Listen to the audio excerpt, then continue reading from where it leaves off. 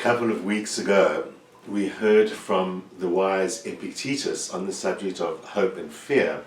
And one of the things that he said in my quoting of his introduction to that topic for us was that, one of the greatest gifts, blessings, he calls them, that human beings have is the ability to have foresight, unlike all the other animals. But he says, that turns out to be our greatest curse, because unlike other animals, we don't run away from what we see causing us harm and then carry on calmly with our day. We worry about it. So he says the problem with foresight is that it really causes us to worry about the future instead of giving us insight into the future. Our greatest blessing becomes our greatest curse. Indeed, living in the future that way creates worry and anxiety. Worrying about the past that way creates regret and other kinds of anxiety. Epictetus, one of the many, many great philosophers, East, West, modern and ancient, that says the ultimate and only key to happiness, the ultimate secret of life itself, is living in the present. You probably didn't need me to tell you that because you've heard it all before. And there's an endless amount you can say about that. Go on YouTube, check out some amazing videos about people talking about it. But today I just want to get us back to the fundamental point and share a few techniques which help you concentrate on living in the present. It's not only ancient masters who tell us about the importance of living in the present. There's ample evidence to show that being present and focusing on the present and exercising mindfulness and awareness focused only in the present reduces stress, reduces worry, allows us to cope with pain more effectively, and decreases impact on our health of all stress-related things. The result of that is to improve our ability to cope with negative emotions, with negative life experiences and other negatives, and the end result of that is a more honest and real existence, because after all, the present is the only thing that exists. If we really grasp that, then fear disappears, worry disappears, and effectiveness appears, because if the present is the only moment that exists, learning to effectively focus on the present is the way to become the most effective human being.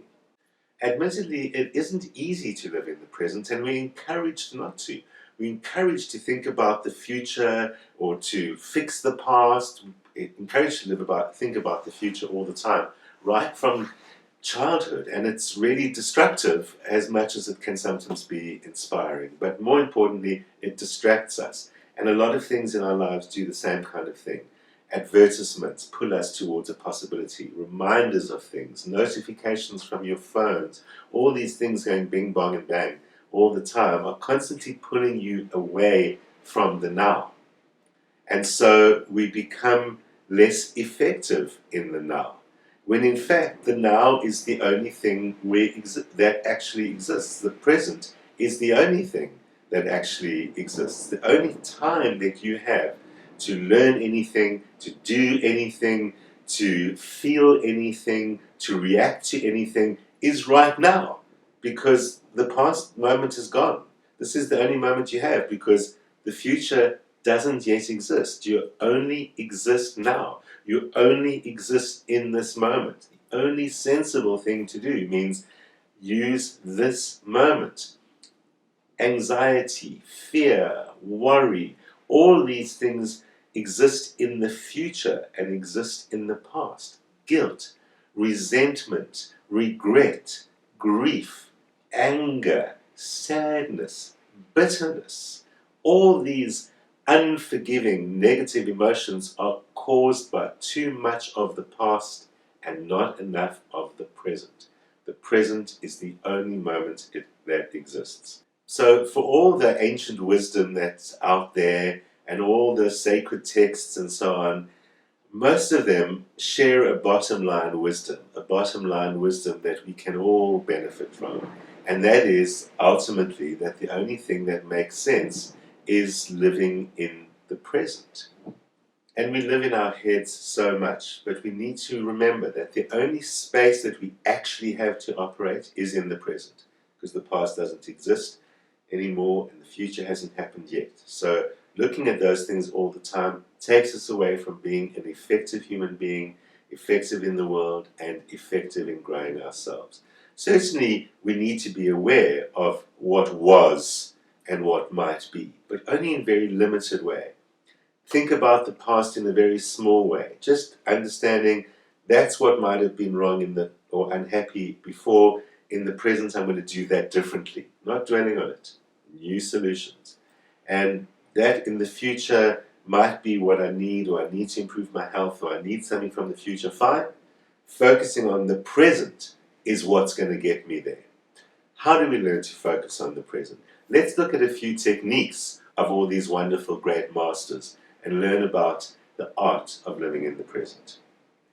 The first thing we need to do is to be less self-conscious about anything, especially obviously less conscious about our behaviors and what we think our performance is all about. I mean, we are the worst judges of our own performance in any situation, whether that's a performance situation itself or not.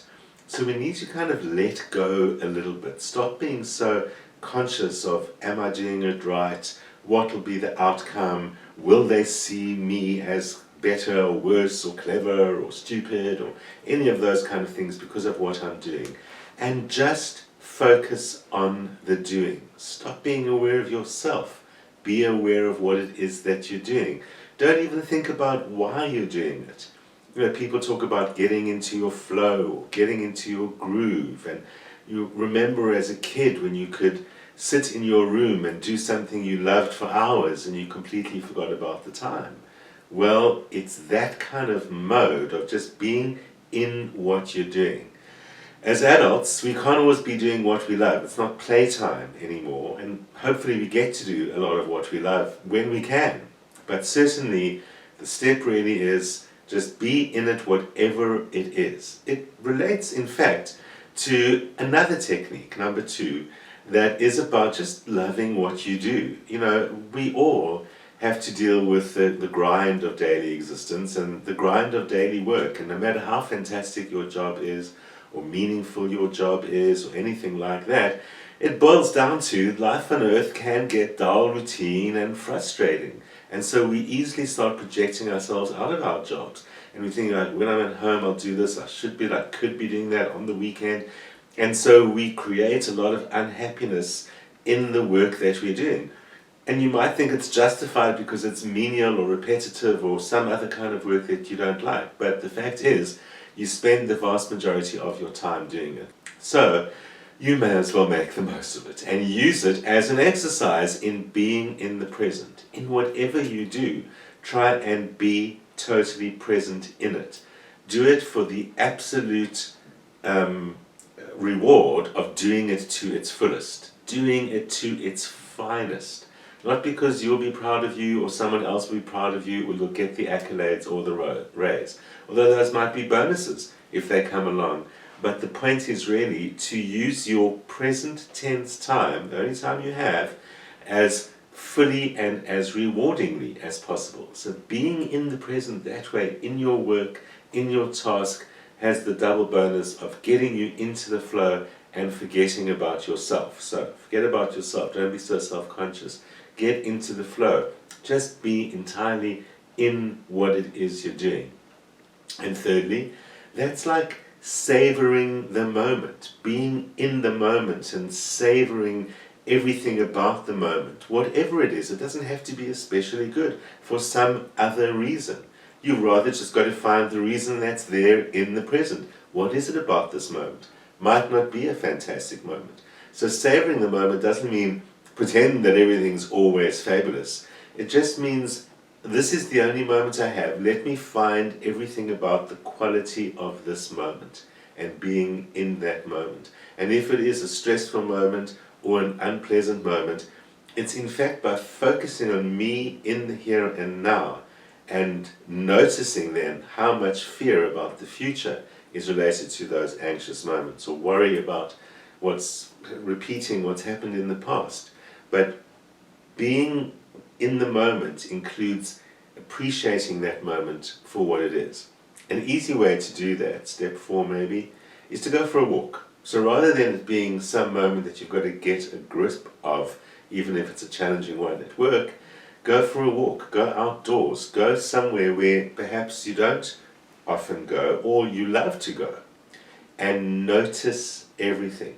If you really are focused on observing everything, not with any particular judgment, except, wow, that's interesting, that's interesting, that's interesting, everything you see along the way, human or not human, along the way. Try and detach yourself from it, detach yourself from yourself, don't be aware of yourself, but just see it as another impulse into showing me what this moment is about. You can learn it from your walk, and you can transfer that into other areas of your life more easily. Another way to focus on the moment is, of course, breathing. And focusing on your breath makes you more aware, makes you more mindful, and ultimately makes you more peaceful and less stressful. It never ceases to amaze me how underused breath as a form of mood control is used in our culture. We'll take pills, we'll try endless number of techniques, we'll try all sorts of substances in efforts to relax ourselves and to change our mood. And ancient wisdom has proved over and over again the easiest, the fastest, and the cleanest way to do that is by changing your breath. So focusing on your breath and slowing down your breath is a fantastic way to get rid of anxiety and to try and let go of the future, the past, and all the concerns that we might have about that. Along with that, another 5th step we can do, of course, meditation.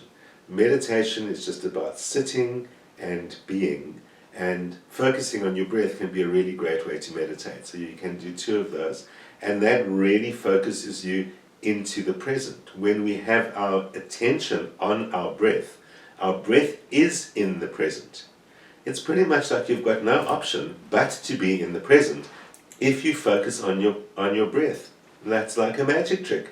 The breath only exists in the present. It's one of the few things around you that you can say for certainty only exists in the present, because it's literally what you are doing right now. Even as you're watching this is what you are doing right now. You can do the same if you can learn to focus on your heartbeat, but for some people that can cause a little bit of anxiety. So rather focus on your breath, and it keeps on bringing you back to the present. Every time you're aware that you're not focusing on the breath, it brings you back to the present, and so on. So, and in other situations you can do it as well, not only as an exercise of meditation, but in other situations, learning to breathe in the moment. When you're in a stressful situation, when you find yourself feeling anxiety or fear, or for any other reason that pulls you out of the present, in that space you can focus on your breath. Even driving your car, you can keep your eyes open and focus on your breath and still be alert to everything around you, as you learnt on your walking exercise. Focusing on the breath does not mean nothing else is going on. It just focuses you on the one thing that is absolutely present tense. The fastest way to learn how to do that, even if you find that your mind wanders, is actually say to yourself, as you're sitting there meditating on breath, breathe in, breathe out, or driving in your car, sitting in the traffic and stressing out. Breathe in as you're thinking to yourself, breathe in, as you're breathing in. Thinking to yourself, breathe out, as you're breathing out. You can say, now, now, now, now, as a way of reminding your brain, it's just now. This is the only thing that we have now, is now. Of course, along with meditation comes 1 or 2 other techniques that I have mentioned along the way as well. If you've been with me here on Cape Town TV for the last 3 years, you'll have learned various techniques from the series I did on developing spiritual practices and developing your spiritual techniques. And meditation usually is best balanced by journaling. Journaling, not only in the art of meditation, but in so many sources, and very importantly, specifically the Stoics, is a way of containing ourselves and putting ourselves back into the present. It allows us to process a lot of the thoughts and stuff that comes up and all of those kind of things without getting too far into possibilities and fear and so on. So it's really just about writing about the now and using the writing, since it's right in front of your face, to keep on bringing it back to now. So if you find that in your writing you start complaining about things, which is very common when we just write in a journal rather than describing what happened today, not that kind of journal. Journals about our feelings and our general life experience tend to verge into complaint or fear and those kind of things, which is fine. But then the important next step is to use that as the springboard to, in the same journaling moment, to write, this is what I'm going to do about it, or this is how I'm going to deal with it. And of course, the this is how will always be about bringing yourself back to the present in some way. You can even just balance it out by saying, but right now, that thing that caused fear doesn't exist. Just remind yourself, it's in the past. The past actually doesn't exist. Only the present exists. And reminding yourself of that in writing can be powerfully persuasive. So journaling, a very important art, and we'll talk more about that in the future. We have a show on that. There's some people who say a way to really enhance that is to try and get rid of as much other stuff as possible. You're here now and it's really only you. Because we have possessions, possessions make us fearful as well. We worry about losing them, we worry about breaking them, we worry about them being stolen, we think about what we're going to get or what we used to have. So possessions and the material world in that form pull us away from ourselves all over the place. Certainly, learning to live in the present is a lot easier if you've got less stuff to worry about. It's not only worry about. One of the things about the past is we dwell on old stuff. So next method of getting to the present is learning to forgive. We've done a whole show on that. Forgiveness is so extremely important for you. Not even about the other person who you may never see again. And you might choose to never see again. Forgiveness doesn't mean act like nothing ever happened. It means let go of the past hurt. If you're harboring anger and resentment and things like that against another person, you're doubling up on the hurt, because the first time they hurt you in that past that you're worrying about, now you're hurting yourself by using that past to kind of beat yourself up. Allowing past hurts to impact you now is no longer the fault of the person who hurt you, it's now your fault. So you do have power over that person by leaving their hurts in the past, forgiving them in your mind, and ultimately that will forgive them anyway. But even if you never have anything to do with them again, it doesn't really matter, because forgiveness liberates you from past hurts, and past is what we want to be liberated from. Also liberates you from worrying about it or planning revenge or fantasizing about horrible things that could happen to them. All of those things might be fun, but they pull you away from the present and invariably get you into the same trouble. And of course, on the subject of living in the past and worrying about the past and all of those things that go along with it, well, it's also thinking about good things about the past that causes the same kind of problem. Focusing on past accomplishments and all the great things we did like that, well, they can also get us into ruminating about how amazing things used to be and what I did yesterday and how people liked me or how well that did and all of that. And in fact, if we're so busy concentrating on all our wonderful accomplishments of the past, that means we're not making any accomplishments in the present. Past was great, but concentrate on the present. Accomplishments are about the present because, of course, the present is the only thing. Again, don't think about the rewards that you're going to get because you don't know about the future. Maybe you won't get them. If you're focusing on the here and now, you end up loving what you do. Like I said early on about loving your job. That's how we do it. More problematically about the future, in terms of looking at the future, is dealing with addiction, because a lot of our thought about the future is based on preparation. Preparation usually for something we don't really know exists or will come up in the way that we think. But more importantly, dealing with addiction. Addiction pulls us away from the present all the time. For example, you need to be prepared. You need to make sure that you've got a box of cigarettes, or if you're going on that drive, that you prepare for that. Have you got your smokes? Or have you got whatever else it might be? It might not even be an addictive substance like cigarettes. It might be some security blanket or other that you believe that you need. Or if I'm going on that road trip, I can't manage unless I've got the correct, food for the road, or I've packed my sandwiches or whatever. And we create anxiety by worrying about what could happen or what I've decided will happen. And then, especially with addiction, creating this fear situation about the future, because what happens if I don't have a cigarette? I'm going to freak out. So we actually can get on top of all of that behavior by bringing our behaviors back to the present. Learning to control addiction is learning to let go of something that holds you hostage, keeps you from living in the present because it keeps you from being free.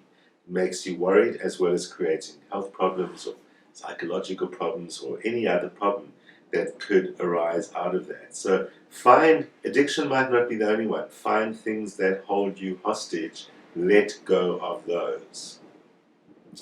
A more a positive way to kind of use the past and use the future is to think about new solutions to old problems. When you find yourself thinking about the past and coming up with one of those concerns about something went wrong, the challenge to yourself is always turn it into a new solution. Whatever went wrong in the past, there is a new solution in the present.